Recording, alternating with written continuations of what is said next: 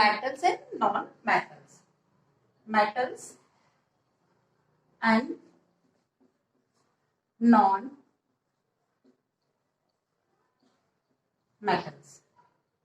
Metals and non-metals. In previous classes, you learned about the elements. So elements are classified in three categories. First is metals, second non-metals, and third one is metalloids. Metalloids is also called semi-metals. Clear? So metals, non-metals and semi-metals or metalloids. So metals and non-metals are totally different in physical and chemical properties, but metalloids are similar to metals as well as non-metals. It means the metalloids are the substances which shows some properties of metals and non-metals. That's why we classify them separately. Okay. So metals and non-metals, in concern of this, we will discuss about physical properties of metals. Physical properties of metals and as well as non-metals and non-metals.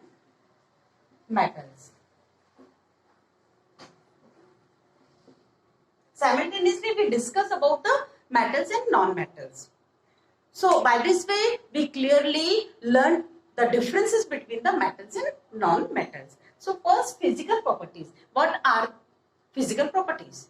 The physical properties are the properties which shown by the element, by any element in the form of density, melting point, boiling point, physical state. And what about the physical state?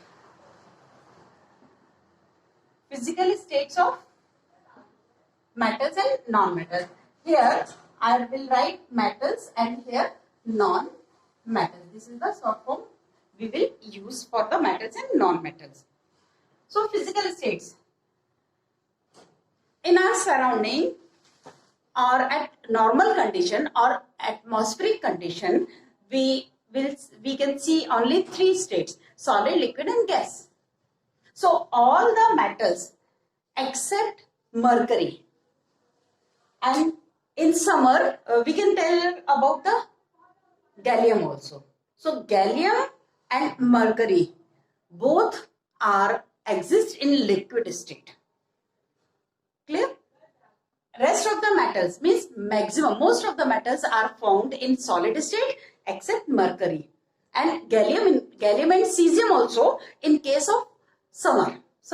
Because in summer the atmospheric temperature is higher. In that case, gallium becomes in liquid form. But non-metals are exist in all the three forms: iodine, sulfur, carbon. All these exist in solid state. Iodine is non-metal and it exists in solid state. Bromine is the only metal which exists in liquid state. Okay. Oxygen, nitrogen, hydrogen, chlorine, all these exist in gaseous state. Helium, neon, argon, ये सारे क्या है? Gaseous state में होते हैं. ये non-metals हैं. Clear है? So non-metals and metals की physical state. Next, about luster. Luster means shining. Okay. Shine. With the help of an activity, I will show you the luster of different metals and non-metals. Students, you have clearly seen that this is, aluminium foil, and this is condenser, electrical appliance, but it is made by aluminium. Okay, this cover is made by aluminium. Okay, and this is silver coin. See, this is silver coin. Okay, so you have noticed the shining of these metals, na? This is also silver, but the shining of this object and this object is different. Okay, later we will discuss about this. This is gold, and in between the gold you have seen this is platinum. Okay ये silvery colour का जो दिख रहा है आपको gold के बीच में वो क्या है, प्लेटिनम है. Okay, and this is iron, this is also iron nail, this is copper. Okay, so all these are metals. See this layer, brown colors layer, you clearly see this is phosphorus. Okay, so इसके ऊपर match box के ऊपर हम phosphorus होता है. ठीक है, ये मैच स्टिक के टिप देखिए आप, इसमें भी फॉस्फोरस है. ओके, पेंसिल टिप देखिए आप, ये ग्रेफाइट है. Graphite is the form of carbon. Okay, special form of carbon. And in this battery, okay, ये आपका सेल है. इस सेल के अंदर भी ग्रेफाइट की एक रॉड होती है. आप कभी किसी पुराने सेल को जो रिजेक्टेड है उसे आप तोड़ के देखेंगे तो उसके अंदर एक ग्रेफाइट की ब्लैक कलर की एक रॉड दिखेगी. ओके, सो वो भी क्या है, कार्बन का. These are metals and these are non metals. Okay, so अब हम इस बात पे डिस्कस करें इनके यूज क्या है, इनकी प्रॉपर्टीज क्या है. तो आप देखिए एल्यूमिनियम का यूज, हमने फॉइल बनाई, कंटेनर्स बन रहे हैं उसके. Even this cell is also having zinc pot. Okay, इसमें एक जिंक का कंटेनर होता है, उसके ऊपर हमने प्लास्टिक की कोटिंग कर रखी है. ओके, उसको लेमिनेट कर रखा है. ठीक है, ये सिल्वर है. सिल्वर का देखो कॉइन बन रहा है. सिल्वर की आप देखिए ये छोटी सी एक बॉक्स बना हुआ है, सिल्वर की डिब्बी बनी हुई है. ओके, ये गोल्ड के ऑर्नामेंट्स आपने देखे हैं सबने. प्लेटिनम भी इसमें यूज़ हो रहा है. प्लेटिनम इलेक्ट्रिसिटी में भी यूज़ होता है. ये देखिए ये कॉपर का वेसल है और ये एक प्लेट बनी हुई है आयरन की नेल भी बनी हुई है. ठीक है, तो ये सब क्या है, उसके मेटल्स के यूजेस हैं. और नॉन मेटल के यूज में भी आप देख लीजिएगा, पेंसिल ये कार्बन का एक फॉर्म होता है, ग्रेफाइट जिससे बना होता है. आप सभी यूज करते हैं इसे, ये आपके लिए बहुत ज़रूरी होता है. आपके मोबाइल में भी बैटरी होती है, उसमें भी ग्रेफाइट होता है. और ये match stick and match box दोनों में ही आपने देखा इसमें फॉस्फोरस रहता है. ठीक है, जो कि कंबस्टिबल है. तो ये क्या है, नॉन मेटल है. फॉस्फोरस हुआ, कार्बन हुआ, ये क्या है, नॉन मेटल्स हैं. बाकी ये मेटल्स हैं. और भी नॉन मेटल हैं. आप ब्रीथिंग के थ्रू एयर आपके अंदर जा रही है, उसमें क्या है, ऑक्सीजन है और हाइड्रोजन है, नाइट्रोजन है, बहुत सारी गैस का मिक्सचर होता है एयर. क्लियर है? So these are the metals and these are non metals. You in 8th class also, that is metals, iron, gold, silver, platinum, sodium, potassium, rubidium, cesium, ये सारे metals होते हैं. See, this is carbon. Okay, ये क्या है, कोल. आप जानते हो ना इसको कोयला बोलते हैं आप लोग, वो है ये कोल. ठीक है, ये भी कार्बन का एक फॉर्म है. ठीक, अब नेक्स्ट हम इनकी प्रॉपर्टीज पे डिस्कस करेंगे. क्लियर है? तो फर्स्ट हम इनकी प्रॉपर्टी देखते हैं. इनका यूज तो आप देख चुके हैं. अब लश्यर की बात करें. लश्यर मतलब शाइनिंग यानी चमक. तो आप देखिए इसकी शाइनिंग और इनकी शाइनिंग में डिफरेंस है. हर एक मेटल की अपनी शाइनिंग होती है. ठीक है, जिसे हम क्या बोलते हैं, lustre. So all the metals are lustrous. Okay, they have lustre and non lustrous. इनमें देखिए ना कोई शाइनिंग नहीं है. इस कोल को आप देखिए, इसमें कोई शाइनिंग नहीं है. इस फॉस्फोरस में देखिए आप, कोई शाइनिंग नहीं है इसमें. तो इनमें शाइनिंग नहीं होती. तो they are non lustrous and metals are lustrous. Metals are sonorous but non metals are non sonorous also. Clear है? Okay, see this is copper wire. Okay, ये तो लेमिनेशन है प्लास्टिक का. उसके सामने आप देखिए टिप पर ये क्या है, इसमें कॉपर वायर है. तो ये जो कॉपर वायर है ये क्यों हम यूज करते हैं? तो कॉपर वायर जो है वो इलेक्ट्रिकल कंडक्टर है. ओके, दिख रहा है आपको ये कॉपर का वायर? तो ये कॉपर जो वायर है वो कंडक्शन करता है इलेक्ट्रिसिटी का, इसीलिए हम उसे अप्लायंसेस में यूज करते हैं. इलेक्ट्रिकल अप्लायंसेस में कॉपर वायर हम यूज करते हैं. Okay, so all metals are good conductor of electricity. आप देखिए गोल्ड तो बहुत अच्छा कंडक्टर है, एल्यूमिनियम भी बहुत अच्छा कंडक्टर है, बट ड्यूरेबिलिटी के पॉइंट ऑफ व्यू से हम कॉपर के वायर को ही इलेक्ट्रिसिटी कंडक्शन के लिए मोस्टली यूज करते हैं। Okay, in activity you clearly seen that the luster of metals and non-metals. Okay, so metals are lustrous and these are non-lustrous.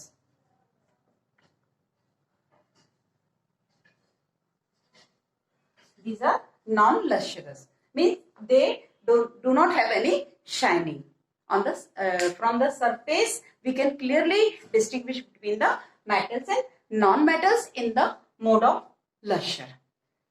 Lustrous means shining.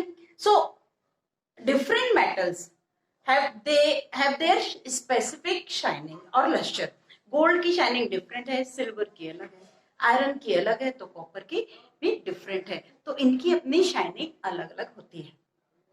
Higher classes में आप clearly पढ़ोगे कि क्यों इनकी शाइनिंग डिफरेंट होती है, but they have lustre. Next is corrosion.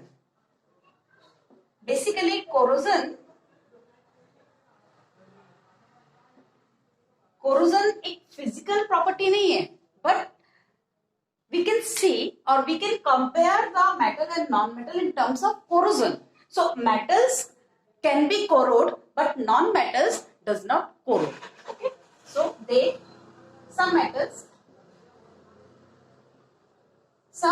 metals means जो reactive होते हैं, ओके, खासतौर से वो कोरोड है। some metals corrode and non-metals are non-corrode. Okay. I will provide you notes also. So here you watch the video clearly and properly and sincerely. Okay. Do not try to write at the time of watching the video. Okay. I will provide you notes and question answers also. So come to the point, that is corrosion. So some metals corrode and some non-metals are non-corrode. Because corrosion, what is corrosion? Corrosion means metal की surface atmospheric condition से automatically react करने लगती है और superficially अपनी surface पे compound form कर देती है। तो वो कंपाउंड क्या होते हैं? डिफरेंट मेटल की रिएक्टिविटी डिफरेंट है, ठीक है। तो कुछ हाइड्रोक्साइड, कुछ ऑक्साइड्स, कुछ कार्बोनेट्स, कुछ सल्फेट, कुछ नाइट्रोजन के ऑक्साइड से रिएक्ट करते हैं और एक लेयर बना देते हैं, ओके, जिससे उनकी लस्टर भी चली जाती है, उनकी लस्टर भी चली जाएगी और कुछ अलग ही अपीयरेंस होगा। क्लियर? सो फिर मैं आपको एक एक्टिविटी से बता देती हूँ कि कोरोड और नॉन कोरोड मेटल कैसे डिफर करते हैं, कैसे दिखते हैं। Okay, so okay, the surface of some metals is tarnished when we expose the metals in atmosphere. Okay, ये देखिए आप, silver looks like this, okay, but after exposing in air it becomes dull. The blackish color of some compounds is formed on the surface of silver. So how this is formed? The atmospheric oxygen, carbon dioxide, nitrogen के oxides and moisture, they react with the surface of metal and form some compound. Okay, so this is called corrosion. In previous chapter you clearly learned about that corrosion. Clear? So see the difference between the pure metal and tarnished metal, or this is silver. Okay, so we use Colgate powder, dry Colgate powder on the surface of this silver object. Okay, see the difference between the scrubbed layer and, देखिए आप clearly देखिए, ये इस तरह से blackish थी, आप देखेंगे ये देखिए, ये ब्लैक दिख रही है आपको, ये लेयर ब्लैक दिख रही है, और साफ करने के बाद ये देखिए ये शाइन कर रही है, ये इसका ब्लैक कलर चला गया है। आप भी देखिए, ये कोलगेट पाउडर होता है, उसमें जो केमिकल्स हैं उससे इसका रिएक्शन हो गया है। अभी मैं आपको साइड से दिखा देती हूँ, आप और अच्छे से देख लेंगे। ये साइड में आप देखिए पूरा, ये मैं all around the box it becomes blackish. Okay, so after that I will clean the surface by rubbing some with some chemicals. See, this is dry Colgate powder, and after rubbing the Colgate powder on the surface of this metal silver, so it becomes clean. Okay, ये देखिए, अब आप इसको देखिए, ये बिल्कुल साफ हो गया है। ये देखिए बिल्कुल शाइन कर रहा है ना, ये ब्लैक कलर जो उसका था वो कम हो गया, ख़त्म हो गया बल्कि, ये कहें। और आप देख लीजिए, ये इसका टेक्सचर देखिए इसका सरफेस पे। अब हम इससे, बल्कि आप मम्मा को भी कहिए, आपके यहाँ सिल्वर के जो कंटेनर्स हैं, ये देखिए, ये शाइन कर रहा है, और इधर देखिए ये ब्लैक है, इस तरफ देखिए हल्का सा ब्लैकिश दिखेगा, और यहाँ देखिए शाइन कर रहा है। ठीक है, तो इस तरह से, बल्कि मैंने इसको हाफ सरफेस इसकी साफ की हुई है, तो आप दोनों में डिफरेंस अच्छे से देख सकते हैं। इधर ब्लैक दिख रहा है और इधर शाइनिंग है। ठीक है, same for copper also. Okay, this is Pitambari powder, this is Pitambari powder. Okay,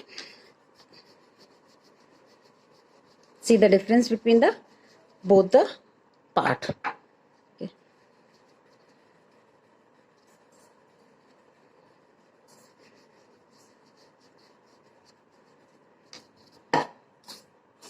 see the difference. Okay, so this part, corrosion of this part, it will be removed by the some chemicals. Okay, so actual में ये colour था इसका, but corrosion की वजह से ये इस तरह से दिख रहा था। Okay, same for iron also. So those metals are reactive in nature, they attract और they combine with the atmospheric condition and form some chemical compounds on the surface. Okay, so this is called corrosion, and they have a layer of some compounds. See, आप देख रहे हैं ये iron object है, ये brown हो गया था, जबकि आयरन कभी ब्राउन नहीं होता है। क्यों हो गया था? क्योंकि इसकी सरफेस पर रस्टिंग हो गई थी। तो rust is the form of corrosion. Okay, so see iron का कलर अब आ रहा है इसमें, देखिए। तो हमने क्या किया, उसकी सरफेस के रस्ट थी उसको हमने अलग कर दिया, तो आयरन एक्चुअल में इस कलर का था। ठीक है, तो जो भी रिएक्टिव मेटल्स होते हैं उनकी सरफेस रिएक्ट कर लेती है और कोरोड हो जाती है। ठीक है, so it means we can classify the metals in reactive and least reactive, more reactive, least reactive, and moderately reactive metals. Sonoricity. Okay, sonorosity. What does it mean? Means sonorous. Sonorous means producing sound. So when we hit a metal with hard or other metal or the same metal, you will take a metal object and strike with hammer or other metal. Okay, so they will produce sound. So different metals having different type of sound when they hit with hammer. Okay, so it means metals are sonorous. Okay, they are sonorous and they not sonorous. Non-metals are not sonorous or non-sonorous, and metals are sonorous. Okay, by an activity you clearly differentiate the sound of different metals. Okay, they have sonoricity also. Sonoricity means when we hit this object with other metal, so it will produce sound. So इसका sound देखिए, इसका sound सुनिए आप। ठीक है, इसका sound सुनिए और इसका साउंड सुनिए, सबके साउंड्स अलग हैं। ये देखिए, इसका साउंड अलग है, इसका साउंड अलग है। तो हर एक मेटल का अपना एक स्पेसिफिक साउंड होता है। So this property is called sonoricity. So all the metals are sonorous in nature. But in case of non metal, so non metal में आप दो पेंसिल के ग्रेफाइट को आप स्ट्राइक करोगे आपस में, तो उनमें कोई ऐसा साउंड प्रोड्यूस नहीं होगा। ये कोल है, ये मैच स्टिक को हम स्ट्राइक कर रहे हैं, देखो कोई इसमें साउंड नहीं प्रोड्यूस हो रहा है। तो नॉन मेटल्स में साउंड प्रोड्यूस नहीं होता है, it means they are non sonorous. एक कोल के पीस से दूसरे कोयले को आप स्ट्राइक करोगे, सो हिट करोगे, तो इसमें कोई साउंड प्रोड्यूस नहीं होगा। ठीक है, तो non metals are non sonorous. Is hardness, so metals are hard in nature, but some metals are so soft we can cut with knife, like sodium, potassium, lithium. They are soft metals. Okay, we can cut the piece of sodium or lithium or potassium with a sharp knife. Okay, sharp edged knife. So some metals are soft, but most of the metals are hard. Like this is, ये iron का, ये इतना hard है कि हम उसको तोड़ नहीं सकते हैं। क्लियर है? So these are hard. Hard means ये देखिए, आप इसको आप प्रेस भी नहीं कर पा रहे हो, कंप्रेसिबल भी नहीं है ये, तो ये हार्ड है। Okay, and some are soft, like this is aluminium. Okay, aluminium strip, so we can fold it, even we can, मुझसे तो नहीं बनेगा, बट वी कैन ये उससे हम पतली जो स्ट्रिप उससे हम तोड़ भी सकते हैं। क्लियर है? So some metals are soft and some are hard in nature. Okay, so most of the metals are hard, some are soft, like sodium, potassium, lithium, etc. For non-metals, because they exist in gaseous state also, so gases तो hard नहीं होती ना, so कुछ metals, कुछ non-metals जो hard हो सकते हैं। Okay, one example is diamond. Diamond is the hardest substance in universe. सबसे ज्यादा hard substance है, सबसे ज्यादा hard element है। सब्सटेंस में कंपाउंड भी आते हैं। ओके, तो करेक्ट करिए इस बात को। आप नॉन मेटल्स में हम यदि बात कर रहे हैं तो हम कार्बन का वो फॉर्म देख सकते हैं जो कि डायमंड है। ग्रेफाइट सॉफ्ट होता है, वो भी कार्बन का फॉर्म है। ठीक है, तो कार्बन के जो डिफरेंट फॉर्म्स होते हैं उनमें जो डायमंड है वो सबसे ज्यादा हार्ड एलिमेंट है। ठीक है, तो ये तो हार्ड है ही, इनमें से कुछ सॉफ्ट है, बाकी ये चूंकि गैसीय स्टेट में तो हार्डनेस का सवाल ही नहीं उठता। वहां जो लिक्विड है जैसे कि ब्रोमीन, उसमें भी हार्डनेस नहीं है।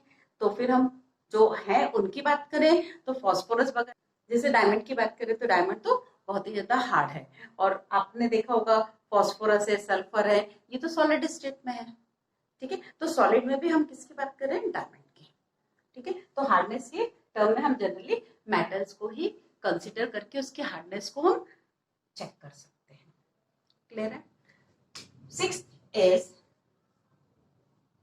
electrical conductance or conductivity. Electrical conductivity. So metals are good conductor of electricity. Okay, because they have free electrons, and conduction of electricity is due to the flow of electrons. जो current flow होता है वो electron के flow के कारण होता है। तो जब इलेक्ट्रॉन फ्री स्टेट में हो पाते होंगे तभी तो वो फ्लो करते होंगे। तो मेटल्स जो होते हैं उनके पास फ्री इलेक्ट्रॉन्स होते हैं, तो due to the availability of free electrons all the metals are conductors. Okay, but their conductivity is different. different metal having different extent of or different magnitude of electricity, conduction of electricity. So metals are good conductor of electricity, good conductor of electricity. Okay, and these are the bad conductor of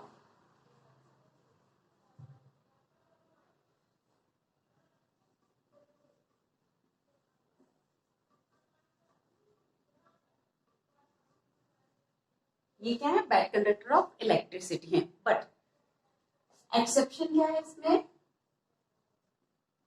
exception है graphite.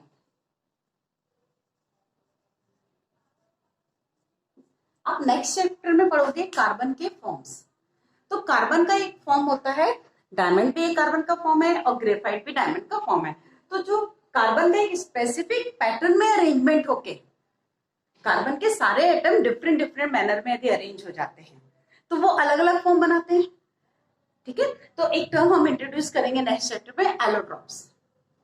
ठीक है, तो carbon के जो form होते हैं उनमें एक फॉर्म अपन ने अभी देखा ग्रेफाइट होता है जो कि सबसे हार्ड है, और एक फॉर्म होता है ग्रेफाइट। तो ग्रेफाइट जो होता है वो एक तो सॉफ्ट होता है, दूसरा ये इलेक्ट्रिसिटी कंडक्ट करने में रिस्पॉन्सिबल है। अभी इसके पहले जो आपने एक्टिविटी देखी थी मेटल और नॉन मेटल में, उसमें आपने देखा था ग्रेफाइट। तो ग्रेफाइट सेल के अंदर एक कार्बन की रॉड होती है, तो वो कार्बन क्या है, ग्रेफाइट होता है। ठीक है, तो वो उससे छोड़ के बाकी सारे के सारे बैड कंडक्टर्स होते हैं, non metals. Next is conduction of heat. Next property, conduction of heat. Okay, और heat conductivity. So with the help of this activity we will take a rod of metal. Suppose you will take copper rod या iron rod or zinc rod, any metal rod, and with the help of molten wax you will stick a pin. कैसे करेंगे इसे, आप metal की rod लेंगे and candle लाएंगे, candle जो है उससे आप वैक्स मेल्ट होके उस पर गिरेगी, कुछ ड्रॉप ऑफ उसकी मोल्टन वैक्स की, पिघली हुई वैक्स की इस पे रखेंगे और तुरंत ही एक पिन उस पे रख देंगे आप। तो जैसे ही वैक्स ठंडी होगी, टेम्परेचर उसका नॉर्मल होगा, कूल होगी, तो क्या होगा, वो हार्ड हो जाएगी। हार्ड होगी तो अपने साथ वो बाइंड अप कर लेगी किसे, पिन को, तो पिन उसमें स्टिक हो जाएगी। अब आप इसे रॉड को पलट के भी देखोगे तो वो स्टिक रहेगी। ठीक है, तो वैक्स की हेल्प से हमने उसे यहाँ पर पिन को अटैच कर रखा है। क्लियर है, लाइक दिस। ठीक, अब you will provide heat with the help of burner. Okay, आप यहाँ इसे हीट प्रोवाइड कर रहे हैं। ठीक है, आपने यहाँ उसको हीट प्रोवाइड की, आप देखोगे थोड़ी देर बाद ये पिन यहाँ से डिटैच होके यहाँ पड़ी मिलेगी आपको, वो गिर जाएगी, धीरे धीरे नीचे गिर जाएगी। ठीक है, क्यों, सिंपल सी बात है, हम तो हीट यहाँ दे रहे हैं ना, हमने इस रॉड को यहाँ गर्म किया है, और वैक्स जब लूज कब होगी, वैक्स जब वो मेल्ट होगी, और जैसे ही वैक्स लूज होगी तो पिन को छोड़ देगी, पिन नीचे गिर जाएगी। तो वैक्स को लूज करने के लिए डेफिनेटली हमें हीट देना है, उसको टेम्परेचर चाहिए, तब तो वो सॉफ्ट होगी, मेल्ट होगी। तो होता ये है कि ये मेटल की जो रॉड है, वो रॉड यहाँ से हीट को फ्लो पास होने दे रही है, हीट का वो क्या कर रही है, कंडक्शन कर रही है। ऐसे नहीं है कि इस तरफ भी जाएगी, इस तरफ भी हीट जाएगी, बट हमने तो टेम्परेचर यहाँ प्रोवाइड किया है, तो यदि कंडक्शन नहीं होता तो ये आगे पीछे कहीं भी मूव नहीं करती। तो वो ये रहा है कि यहाँ से हीट अलाउ हो रही है, ये पास कर रहा है इसको, जैसे जैसे हीट आगे बढ़ रही है ये पोर्शन भी गर्म हो रहा है। तो due to the heat this solid wax become soft, उसको टेम्परेचर मिल रहा है तो वो मेल्ट हो रही है, और जैसे वो सॉफ्ट होगी तो पिन की जो पकड़ थी, पिन को जो पकड़ के रखा हुआ था वैक्स ने, वो लूज पड़ेगा, तो डेफिनेटली ग्रेविटी की वजह से पिन नीचे आ जाएगी। क्लियर है, तो this activity shows the metals are good conductor of heat. Okay, और ये बैड कंडक्टर ऑफ हीट, ये कंडक्शन नहीं कराते हैं। इसीलिए तो आपने देखा होगा नॉन मेटल्स के, हमने देखा होगा कि नॉन मेटल्स को हम कहीं पर भी किसी भी ऑब्जेक्ट में गर्म करने के लिए उसके कंटेनर्स क्यों नहीं बनाते हैं। हमारे जो बर्तन होते हैं हमें उसे गर्म करना तो वो मेटल के तो होते हैं, मेटल के हैं या एलॉय के हैं, तो एलॉय भी कौन से मेटल वाले एलॉय होते हैं, तो उसमें तो मैक्सिमम परसेंटेज मेटल का होता है। तो वो मेटल क्या करता है, हीट को पास करता है। ठीक है, तो आपने जिस कंटेनर में वो पानी बॉईल होने के लिए रखा है, तो पानी क्यों बॉईल हो रहा है, हम तो कंटेनर को हीट दे रहे हैं ना। तो कंटेनर क्या कर रहा है, आगे ट्रांसफर कर रहा है हीट, कंडक्शन करा रहा है, तो वो पानी के पास जा रहा है, तो वाटर क्या होगा, वेपोराइज होता है और गर्म होता है और बॉईल होने लगता है। तो metals are good conductor of heat and non metals are bad conductor of heat. ठीक है, नेक्स्ट टॉपिक इज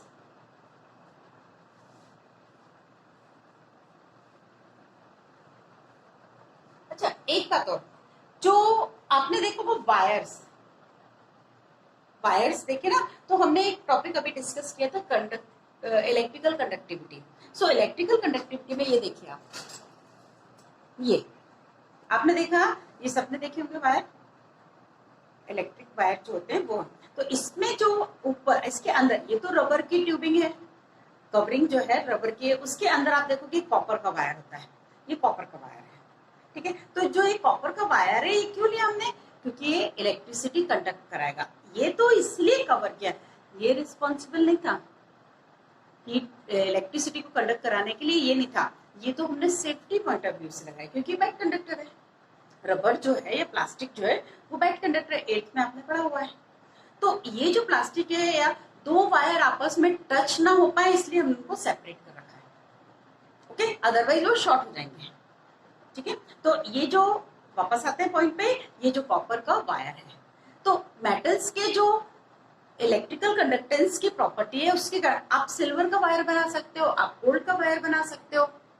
गोल्ड और सिल्वर तो बहुत अच्छे, एल्यूमिनियम का वायर बना सकते हो, ये सब बहुत अच्छे इलेक्ट्रिकल कंडक्टर्स हैं।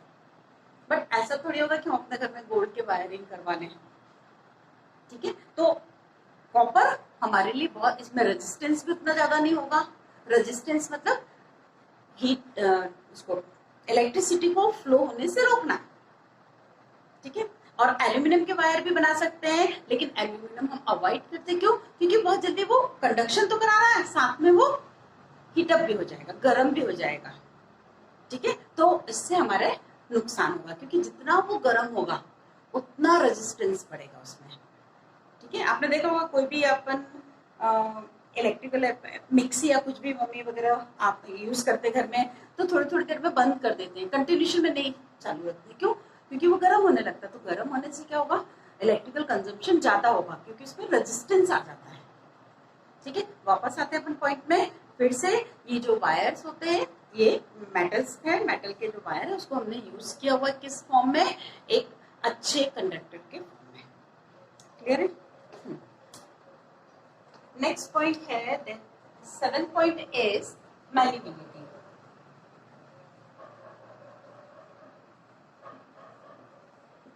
मैलिबिलिटी क्या है, malleability means when we hit the metal piece with the help of hammer, so it will convert it into sheet form। हम उसे पिटाई लगाते हैं तो क्या हो रहा है, हम प्रेशर अप्लाई कर रहे हैं। ठीक है, तो वो एक शीट के फॉर्म में कन्वर्ट होने लगता है। This behaviour is called malleability. So malleability हम ये कह सकते हैं कि किसी भी मेटल के नेचर में मैलिबिलिटी है। अब ये अलग बात है, किसी मेटल में मैलिबिलिटी बहुत ज्यादा होती है। आपने एल्यूमिनियम फॉइल देखी है, आप यूज करते हैं, तो एल्यूमिनियम फॉइल क्या है, छोटा सा एक पीस लेके उसे इतना प्रेशर हम देते हैं कि वो मैलिबिलिटी होने के कारण वो बिल्कुल एक पतली सी शीट में, पतली सी एक फॉइल के फॉर्म में तक हम कन्वर्ट कर लेते हैं। गोल्ड की भी फॉइल बनती है, एल्यूमिनियम की भी फॉइल बनती है, सिल्वर की भी फॉइल बनती है। सिल्वर की फॉइल, गोल्ड की फॉइल आपने देखा होगा, वो जो स्वीट्स आती है उनमें ऊपर रहती है ना, सिल्वर की। उसको अपन क्या बोलते हैं, स्वीट्स में लगा रहता है ना, चांदी का वर्क बोलते हैं, क्या बोलते हैं पता नहीं, जो भी है, मतलब उसपे एक लेयर पतली सी, बहुत ही पतली। तो वो कैसे हुआ, हमने उस सिल्वर या गोल्ड को इतना कंप्रेस किया, इतना कंप्रेस किया, इतना उसकी पिटाई लगाई कि वो एक शीट के फॉर्म में कन्वर्ट हो गया, पतली शीट के फॉर्म में। ओके, तो ये मैलिबिलिटी के कारण हुआ। तो मेटल्स आर मेलेबल, तभी तो मेटल्स की शीट बनती है। आपने देखोगा आयरन की शीट होती है, एल्यूमिनियम की शीट होती है, टिन की शीट होती है। तो ये सारे जो ये क्या होते हैं, मेलेबल होते हैं। और दीज आर नॉन मेलेबल। ठीक है, ये देखिए ना, ये एल्यूमिनियम की हमने क्या किया, छोटा सा पीस रहा होगा, उसको हैमरिंग करके हमने इसको फैला दिया। और ductility, ductility means we can drawn a metal in the form of wire। हम उसे खींचकर उस पे एक फोर्स अप्लाई करके उसे हम खींचकर हम वायर में कन्वर्ट कर सकते हैं। अभी आपने कॉपर का वायर देखा, तो कॉपर का पीस कुछ रहा होगा, उस पीस को पतले बहुत प्रेशर से लगा के हमने इसको थोड़ा सा बेल्ट करते हैं। बेल्ट मीन्स हल्का सा सॉफ्ट करेंगे। कैसे? टेम्परेचर बढ़ाएंगे तो सॉफ्ट हो जाएगा। सॉफ्ट होने के बाद आसानी से हम उसे वायर के फॉर्म में कन्वर्ट कर सकते हैं। ठीक है, तो आपने देखा होगा गोल्ड ज्वेलरी बनती है, तो उसमें क्या किया होगा, ये बना होगा, तो उसके लिए पहले एक पतला सा उन्होंने लंबा सा वायर बनाया होगा, फिर उस पर डिजाइन लगाई होगी या जो भी किया होगा। तो जो मतलब मेटल्स में डक्टिलिटी होती है, तो ductility is a property by which we can convert any metal into the form of wire. Okay, so आपने बहुत सारे मेटल्स के वायर देखे हैं। ठीक है, बहुत सारे के, सबके नहीं पड़े, सोडियम का वायर नहीं मिलेगा आपको। क्लियर है? तो मैक्सिमम मेटल्स होते हैं they have ductility. Okay, so we can drawn into a wire form. So they are ductile and they are not ductile, they don't have any ductility। आपने कभी ऑक्सीजन का वायर नहीं देखा, आपने कभी सल्फर का वायर, फास्फोरस का wire नहीं देखा, इसका मतलब वो डक्टाइल नहीं है।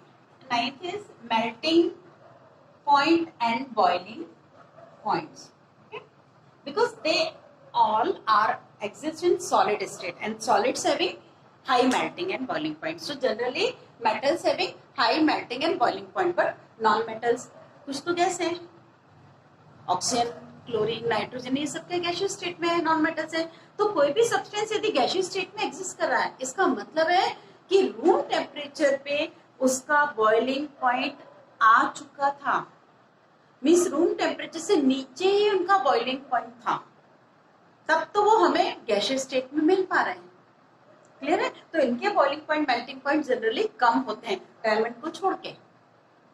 डायमंड की बात नहीं कर रहे हैं, ठीक है? तो जनरली इनके मेल्टिंग पॉइंट, बॉइलिंग पॉइंट लो होते हैं, इनके हाई होते हैं, क्योंकि ये सॉलिड स्टेट में है। और सॉलिड लिक्विड गैस को यदि हम कंपेयर करते हैं उनके मेल्टिंग पॉइंट, बॉइलिंग पॉइंट में, तो डेफिनेटली मेल्टिंग पॉइंट सॉलिड का सबसे ज्यादा होता है। क्यों? क्योंकि सॉलिड स्टेट बहुत कॉम्पैक्ट स्टेट है, उसके पार्टिकल्स बहुत पास पास हैं, तो डेफिनेटली फोर्स ऑफ अट्रैक्शन ज्यादा था, इसलिए वो पास है। तो उनके फोर्स को तोड़ने के लिए हमें एनर्जी तो ज्यादा देना पड़ेगी। कौन सी एनर्जी? Heat energy. तो हीट एनर्जी ज्यादा दे रहा है, मतलब हम उसका मेल्टिंग पॉइंट ज्यादा देख पा रहे हैं। क्लियर है? फिर से हम कुछ पॉइंट्स रिवाइज कर देते हैं, जो एक्सेप्शनल केस है उन्हें बहुत ध्यान से अपन सुनेंगे। ठीक है, मेटल्स में हमने सबसे पहले देखा था इनके फिजिकल स्टेट। ठीक है, तो फिजिकल स्टेट में मेटल्स के केस में अच्छे से याद कर लीजिए आप, मरकरी लिक्विड स्टेट में रहती है, रूम टेम्परेचर पे आपको लिक्विड स्टेट में मिलेगा। बाकी सारे मेटल्स हमने कहा सॉलिड स्टेट में है। बट सीजियम और गैलियम दो ऐसे मेटल हैं जो, या तो आप गैलियम को पाम पे रखोगे, आपने अपनी पाम पे रखा तो वो कुछ देर बाद मेल्ट हो जाएगा। ठीक है, मतलब हमारी बॉडी की हीट ही सफिशिएंट होती है उसे मेल्ट करने के लिए। या फिर समर में तो ऑटोमेटिकली रूम टेम्परेचर ज्यादा रहेगा, तो सीजियम और गैलियम उस टेम्परेचर पे भी मेल्ट मोल्टन स्टेट में मिलते हैं, मतलब वो लिक्विड स्टेट में मिलेंगे। क्लियर? फिर हम बात करते हैं नॉन मेटल्स में। तो नॉन मेटल्स की सॉलिड स्टेट की यदि बात कर रहे हैं, तो कुछ तो सॉलिड में है, कुछ गैसियस स्टेट में है, बस एक सिंगल है जिसका आप अच्छे से समझ लीजिए, ब्रोमीन। ब्रोमीन लिक्विड स्टेट में मिलता है, वो नॉन मेटल है। ठीक है, तो नटशेल में हम ये कह सकते हैं कि non metals are exist in all the 3 states. Clear? फिर नेक्स्ट हम बात करेंगे इनके लश्यर की। सो नॉन मेटल्स में लश्यर नहीं होती, हम ये देख रहे थे, बट मेटल्स में लश्यर होती है और हर एक मेटल की अपनी स्पेसिफिक लश्यर होती है। ठीक है, तो जब हम नॉन मेटल में बात करें तो उसमें एक एक्सेप्शनल केस बहुत अच्छे से आप याद रखेंगे। नॉर्मल केसेस सबको याद रहते हैं, आपकी तारीफ उसमें है जब आप एक्सेप्शनल केस को भी याद रख पाएंगे। ठीक है, तो नॉन मेटल्स में आयोडीन सॉलिड स्टेट में होता है, बट इट हैज सम लश्यर, उसकी अपनी एक शाइनिंग होती है। ठीक है, आयोडीन की शाइनिंग होती है। ठीक है, डायमंड की भी शाइनिंग होती है, मतलब उसमें तो आपने सुना होगा यदि कि डायमंड में एक मेजर करने के लिए एक अलग से यूनिट आती है उसकी, उसे अपन बोलते हैं सेंट। तो जो डायमंड होते हैं उनके सेंट्स अलग अलग होते हैं, मतलब बहुत क्लासिफाई यदि करना चाहे तो 2-3 कैटेगरी के आप डायमंड देख सकते हैं मम्मी के ऑर्नामेंट में या ज्वेलरी शॉप पे जाके। तो कुछ डायमंड की शाइनिंग बहुत ही ज्यादा होती है, तो उसकी जो कटिंग होती है, तो कटिंग की वजह से लाइट जो रिफ्लेक्ट होती है वही तो शाइनिंग है। ठीक है, वही तो शाइनिंग है, तो वो एक एक्सेप्शनल केस में आ जाएगा। ठीक है, फिर हम बात कर रहे हैं सोनोरसिटी की। तो सोनोरसिटी मतलब सोनोरस होना मतलब साउंड प्रोड्यूस करना जब किसी हार्ड सरफेस से या ऑब्जेक्ट से कोलाइड होते हैं या टकराते हैं, हिट होते हैं। तो जो मेटल है उसी मेटल को आपस में यदि हम करें, जैसे 2 आयरन की रॉड ले लें तो एक अलग टाइप का साउंड प्रोड्यूस होगा, 2 कॉपर की रॉड ले लें अलग साउंड प्रोड्यूस होगा। तो जनरली मेटल्स में अपन क्या बोलते हैं, ये सोनोरस होते हैं। ठीक है, या हैमर से हम सबको एक ही हैमर से हम अलग अलग मेटल के बार को या मेटल के ऑब्जेक्ट को हम हिट करेंगे तो भी अलग अलग साउंड प्रोड्यूस होगा, जबकि हमने हैमर तो एक ही लिया हुआ है। तो ऐसा डिफरेंस क्यों आया, मेटल की सोनोरसिटी की वजह से। ठीक है, फिर नॉन मेटल सोनोरस नहीं होते। ठीक, फिर आता है इलेक्ट्रिकल कंडक्टेंस। तो इलेक्ट्रिकल कंडक्टिविटी या कंडक्टेंस की जब बात कर रहे थे उस समय हमने देखा कि जो मेटल्स होते हैं, ठीक है, वो अच्छे इलेक्ट्रिकल कंडक्टेंस दिखाते हैं क्योंकि उनमें से वो इलेक्ट्रिसिटी को पास होने देते हैं। ठीक है, बट नॉन मेटल्स ऐसा नहीं कर पाते हैं। फिर भी एक्सेप्शनल केस में हम वापस आते हैं, तो नॉन मेटल में कार्बन का एक फॉर्म होता है एलोट्रोपिक फॉर्म। ठीक है, तो एलोट्रोपिक फॉर्म किसी भी एलिमेंट का डिफरेंट फॉर्म में एग्जिस्ट करना कहलाता है। तो कार्बन के बहुत सारे एलोट्रोपिक फॉर्म है, आगे की क्लास में आप और डिटेल में पढ़ेंगे। तो यहाँ पर सिर्फ आप इतना समझ लीजिए, कार्बन का एक फॉर्म होता है ग्रेफाइट और एक फॉर्म आप पढ़ते हैं डायमंड। ठीक है, ये 2 फॉर्म तो आपको नेक्स्ट चैप्टर में है। फिर भी एक थर्ड फॉर्म होता है फुलरिन भी कार्बन का एक एलोट्रोपिक फॉर्म है। आपने देखा होगा कार्बन ब्लैक, कोल, ये सब क्या कार्बन के ही फॉर्म है।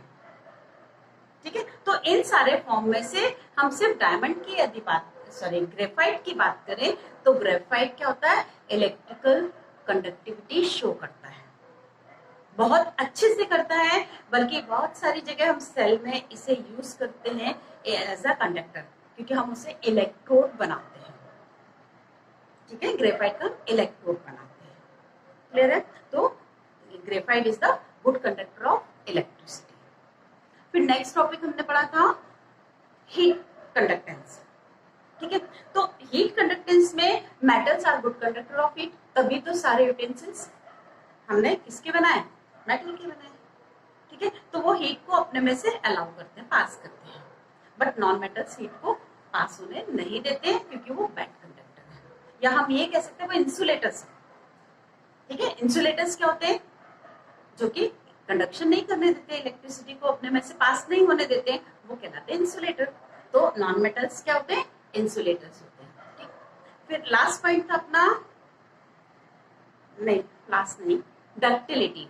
डक्टिलिटी मीन्स हम मेटल को, किसी भी एलिमेंट को हम खींच के वायर के फॉर्म में कन्वर्ट कर सकें। तो मेटल्स जो होते हैं उनके वायर्स बनते हैं, क्यों, क्योंकि उनमें डक्टिलिटी है। तो डक्टाइल नेचर जिनका होगा उन्हीं के तो वायर बना पाएंगे। तो definitely metals are ductile in nature and non metals are non ductile, उनके हम वायर नहीं बना सकते हैं। सल्फर का वायर बना के देख लो, नहीं बन सकता। ठीक है। फिर आता है malleability. Malleability means when we beat और hit a metal piece with the help of hammer, so it will convert it into sheet, मतलब उसकी शीट बन सकती है, ठीक है। तो हम उसे कंप्रेस करते जाएंगे, प्रेशराइज करते जाएंगे, ठोकते जाएंगे, पीटते जाएंगे, तो क्या हो जाएगा, शीट के फॉर्म में। बड़ा सा पीस था, ऐसा ऊपर था, हमने उसको पीट पीट के फ्लैट कर दिया। तो this behavior is called malleability. So metals are malleable in nature, most of the metals, सारे नहीं, most of the metals, okay, but they are not malleable. Oxygen की आप बना लीजिए शीट, नहीं बन पाएगी, ठीक है। कार्बन की शीट बना लीजिए, प्योर कार्बन की नहीं बन सकती है, तो ये इनमें मैलिबिलिटी नहीं होती है।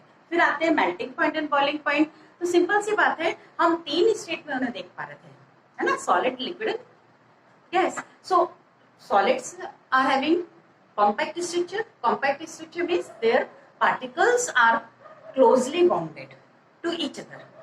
So malleability, so when we provide heat, so this provided heat break the force of attraction among the particles, so it requires high heat. तो जो भी solid state में है उन्हें high heat चाहिए है, तो इसका मतलब melting point and boiling point उनके high होते हैं, ठीक है। So all these the differences between the physical properties of. Simultaneously we will solve the questions also na of NCERT. So page number 140. Questions, okay. Give an example of a metal which, आपको कुछ property दी गई है, उसके हिसाब से आपको metal बताना है। So first is a liquid at room temperature, okay. So metal कौन सा है ये आपको बताना है। तो first is a liquid at room temperature.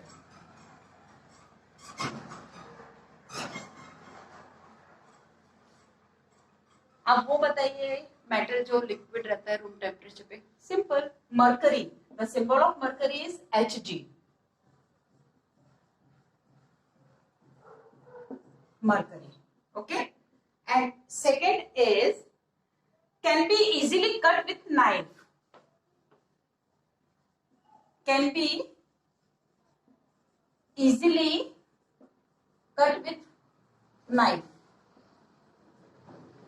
So examples are, आप एक से ज्यादा भी लिख सकते हैं अपने इसके लिए। Sodium, Na stand for sodium, potassium और लिथियम, कुछ भी एक ले सकते हैं। सोडियम, पोटेशियम और लिथियम में से कोई भी एक ले सकते हैं, है ना। वैसे आप अपने नोट्स के लिए तीनों लिखिए, ठीक है। नेक्स्ट है is the best conductor of heat. Third is best conductor of heat है electricity, best conductor of heat, okay. So silver, copper, silver और कॉपर, ये बहुत अच्छे। Aluminium is also good conductor of heat, aluminium, ठीक है। तो आप silver, copper इस हिसाब से आप लिखेंगे, एल्यूमिनियम भी लिख सकते हैं, okay.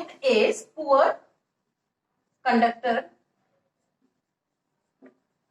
of heat, okay. Poor conductor of heat means lead and mercury, Hg, ये क्या है, poor conductor of heat है, ठीक है।